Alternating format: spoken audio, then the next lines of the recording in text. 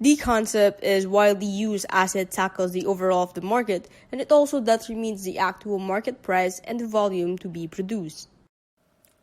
To have a better understanding of the law of supply and demand, it is important first to decode which is which.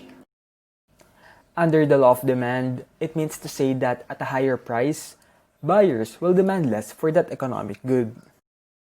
While under the law of supply, it means to say that at a higher price, sellers will supply more for that specific economic good.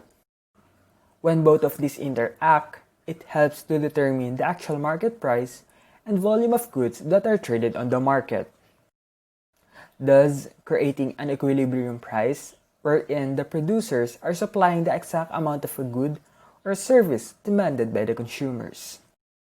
This means that any price higher or lower than the equilibrium price will cause fluctuations in supply and demand.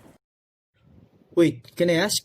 Knowing that you already know about the understanding and exposition of supply and demand, what could be the possible factors that can affect the economic concept?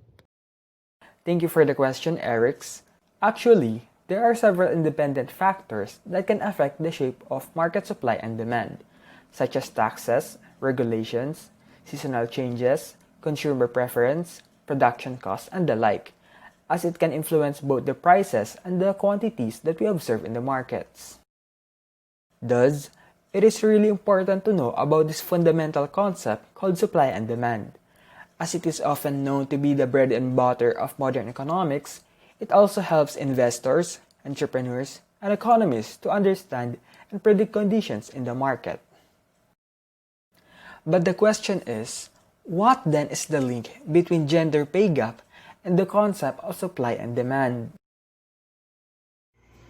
Well, Ken, one example of the link between supply and demand and gender inequality pay will be seen in the world of sports.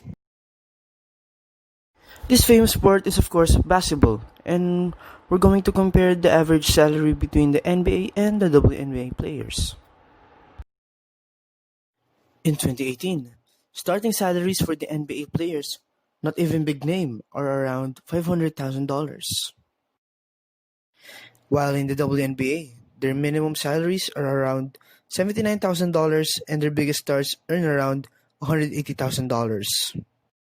This not only affected the players' salary, but also affected the supply for women wanting to play the sport.